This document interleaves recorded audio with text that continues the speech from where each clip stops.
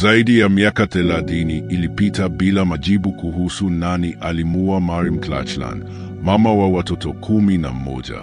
Familia yake ililia, jamii iliumia, lakini ukweli ulifichika kwa muda mrefu. Ilikuwa kama ndoto mbaya isiyoisha.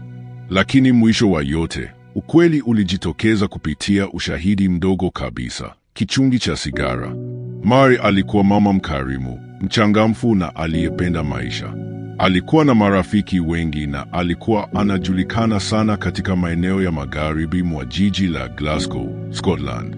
Usiku wa tarehe 26 Septemba 1984, Mary alikwenda kwenye mgahawa wa Hindland kucheza domino na kunywa kidogo. Huu ulikuwa usiku wake wa mwisho akiwa hai.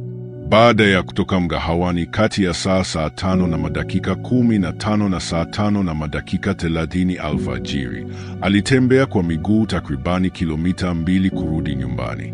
Njiani alisimama kwenye duka la Armando's, akafanya utani na wafanyakazi na kununua vinywaji na sigara. Wafanyakazi walimkumbuka Mary kwa furaha yake. Dereva wa teksi aliyekuwa anamfahamu alisema alimuona Mary akitembea akiwa ameshika viatu vyake mkononi, huku mwanaume mmoja akimfuata kwa mbali. Siku chache baadaye, mwanawe Martin Cullen alimtembelea kama kawaida, lakini alipofika, hakuna aliyemfungulia mlango. Harufu kali ya kushangaza ilitoka ndani ya nyumba. Alipoingia, alimkuta mama yake akiwa amefariki. Mary alikuwa amelala kifudifudi juu ya godoro, gauni lake likiwa limevaliwa vibaya. Nje ndani kulikuwa na dalili za kushambuliwa kwa ukatili. Uchunguzi ulithibitisha kuwa Mary alinyongwa siku 5 kabla ya kugunduliwa. Hapo ndipo maumivu ya kweli yalianza kwa familia ya Mary. Polisi walifanya upelelezi mkubwa. Zaidi ya taarifa 1000 zilikusanywa, lakini muuaji hakuweza kufahamika. Mwaka mmoja baadaye, uchunguzi ulifungwa. Lakini daktari wa uchunguzi alimwambia binti wa Mary, Gina, usikate tamaa. Na kweli hakukata tamaa. Mary alikuwa na watoto kutoka kwa wanaume 2 tofauti. Baadhi ya watoto aliishi nao, wengine walienda kuishi mbali. Hali hii ya kifamilia ilikuwa changamoto, lakini haikumpunguzia mapenzi yake kwao.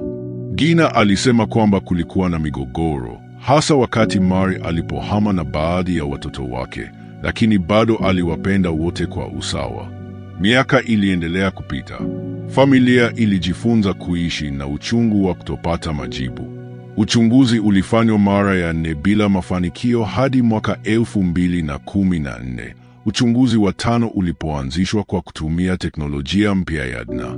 Kwa mara ya kwanza, matumaini ya kupata haki yalionekana kuwa karibu. Ndipo walipogundua kichungi cha sigara ya embasi mezani nyumbani kwa Mary. Mary hakuvuta sigara hiyo, yeye alipenda Woodbine. Hivyo, ilionekana wazi kuwa mtu mwingine alikuwepo nyumbani kwake.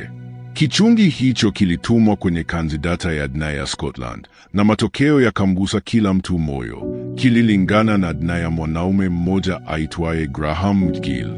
Graham McGill alikuwa mhalifu sugu wa makosa ya kingono. Lakini kulikuwa na tatizo moja kubwa. Alihukumiwa kifungo na alikuwa gerezani wakati wa mauaji ya Mary. Kwa muda, matumaini yalionekana kuyeyuka tena. Lakini uchunguzi zaidi ulithibitisha kuwa McGill alikuwa amepewa ruhusa kutoka gerezani na alikuwa nje kwa dhamana wakati wa mauaji. Aliondoka gerezani na alirudi saa chache baada ya muda ambao inakadiriwa kuwa alimuua Mary. Sasa fumbo lilikuwa limepata mwanga. Ukweli ulianza kuwekwa wazi, japo kwa uchungu mwingi. Mnamo Aprili 2021, baada ya kesi ya siku 4, Graham McGill alipatikana na hatia ya mauaji ya Mary McLachlan. Alihukumiwa kifungo cha chini cha miaka 14 gerezani. Wakati alipotenda mauaji hayo, McGill alikuwa na umri wa miaka 22. Aliposimama kizimbani miaka baadaye, alikuwa na miaka 59. Familia ya Mary, japo walipata faraja ya haki kutendeka, hawakuweza kufuta miaka yote ya maumivu, maswali yasiyo na majibu, na huzuni ya kupoteza mama yao mpendwa kwa njia ya kikatili. Kisa hiki kinatufundisha kuwa hata baada ya muda mrefu kupita, haki inaweza kushinda. Kinaonyesha umuhimu wa teknolojia na uvumilivu. Lakini zaidi ya yote, ni hadithi ya maumivu ya familia, mama mwenye mapenzi, na safari ndefu ya kutafuta ukweli. Leo, tunamkumbuka Mariam Klaachlan si kama mwathirika wa mauaji tu, bali kama mama aliyependa familia yake, aliyepigania maisha, na ambaye hatimaye alipata haki yake, ingawa kwa kuchelewa. Familia yake walilia kwa miaka, lakini sauti yao haikupotea, ilisikiwa hata baada ya miongo mitatu.